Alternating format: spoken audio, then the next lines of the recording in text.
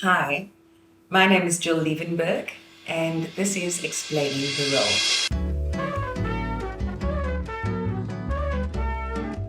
Right, Ursula, alsjeblieft dankie. Oh, and there's Crystal Donna Roberts. This movie was shot quite a number of years ago. Gosh, I'm just having a moment with seeing Crystal's past. This movie was shot a number of years ago, and I loved Ursula and how feisty she was, this character that I played. I was the helper in the house. I was a cleaning lady. She basically controlled, she controlled the house and she controlled the boss and ran things. She was the house manager in the house. And she had a wonderfully feisty, busy personality. Oh, no, my Scully.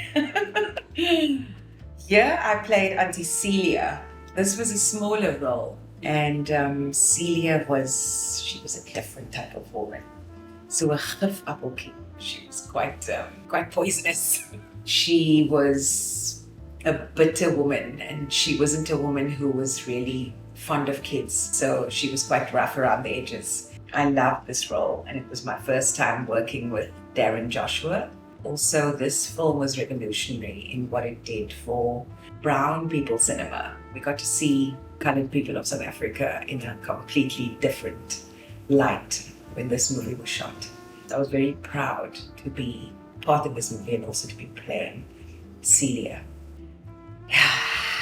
Ellen Cookies. Sure.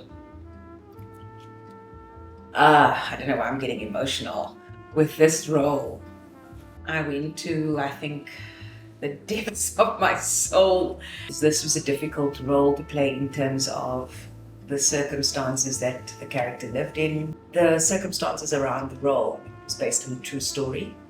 It's very interesting that both Nume Scully and Ellen were based on true stories, and about a woman who murdered her son, and I played that woman.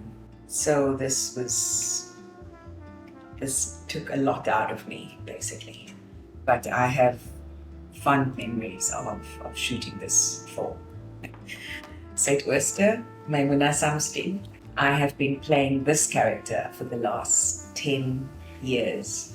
It's a decade that I've been living with this character every single day of my life. And I love her. She's taught me so much.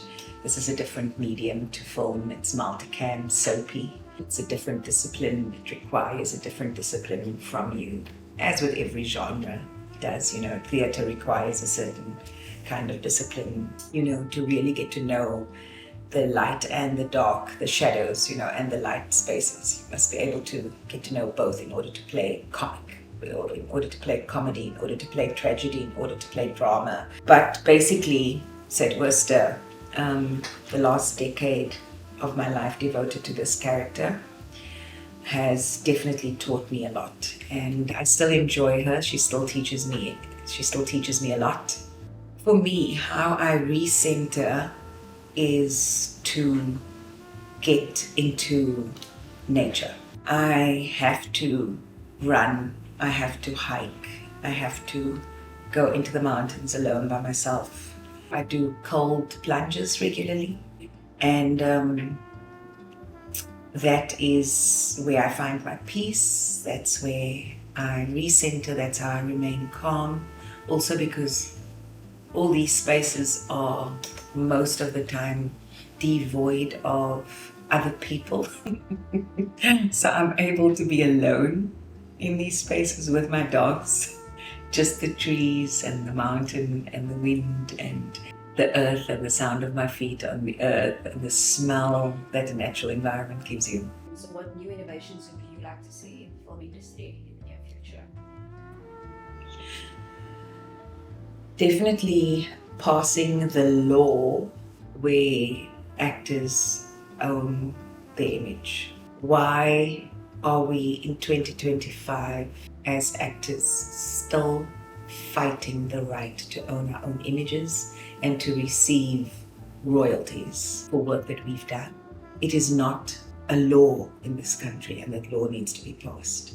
We already have so many odds against us in the sense that we are freelancers who do not have pensions or retirement annuity, most of the time no medical aid and no stability.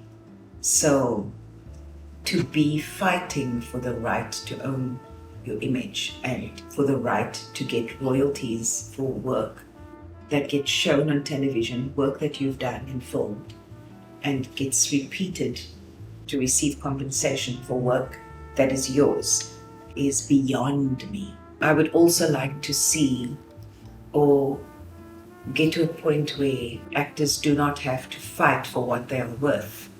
Not only actors, I think anybody who's working in this industry. Reinvention for me personally as an artist is remaining in touch with my most authentic voice for me as a person before it is for me as an artist, because me as a human being, where I'm at is informing where I'm at as an artist essentially. So am I looking after my health? Am I looking after my physicality? Am I fit enough to be able to cope with the demands of a shoot day that is 12 hours long, and then to go home after that day and to still learn my lines for the next day? Am I looking after myself physically? Am I fit? Am I eating right for my body? Am I taking in enough oxygen to keep my lungs strong, to keep my brain strong? Am I sleeping enough? Am I keeping my cortisol levels at bay because I have to keep my anxiety at bay? Because I've been prone to depression, anxiety, and obviously if I'm doing a theatre show or doing any kind of work in front of the camera, I have to be confident in what I'm doing. So it is about finding ways to show up for myself so that I'm keeping myself mentally healthy, keeping myself physically healthy, keeping my brain active, because there's always words that need to be learnt and remembered. The brain is a muscle. Am I feeding that muscle? Am I exercising that muscle? Am I keeping it healthy? Am I reading books that is growing my imagination? Because I have to bring imagination needs to be alive and well as an artist. So all of that kind of thing. Am I tapping into whatever I can learn about the world?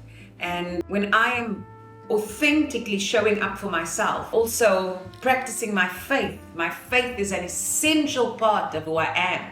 I couldn't do any of this. I couldn't have done any of this body of work that I've done. Would never have been possible had it not been for God. That is first and foremost. I need to be hearing from my maker. I need to be in tune with my maker. I need to be tight where my faith is concerned, so that I'm able to hear from God about my steps as to that is the role that you can accept, that is not a role that you can accept. I need to be able to have my ear to the ground as well as to my higher power in order to be directed in terms of where I need to go, which moves I need to make. And then also, because it is so difficult to work in the industry with so many different types of personalities, I need to be strong inside. And that means I need to be very in tune with my faith, because you can be torn apart by different types of people and different types of realities, things that happen in the industry that can whittle you down, that can destroy your soul. And so that showing up for myself in that way ensures that I remain authentic. One of my habits is constantly teaching myself, remaining teachable and researching what I can do that makes me get better and better and better and healthier and healthier and healthier. Going to watch theatre regularly and seeing what other people are doing in the theatre, not so much following other people on social media, because there's the danger that you start comparing yourself. And comparison is the thief of all joy, and one of the most dangerous things I want to say to young artists. Steer away from that. We are all unique, and you can only do what you can do in the best way that you can do it. Nobody else can do that. Thank you, Hissy Move. This is Jill Levenberg, and this is how I move. Follow the move.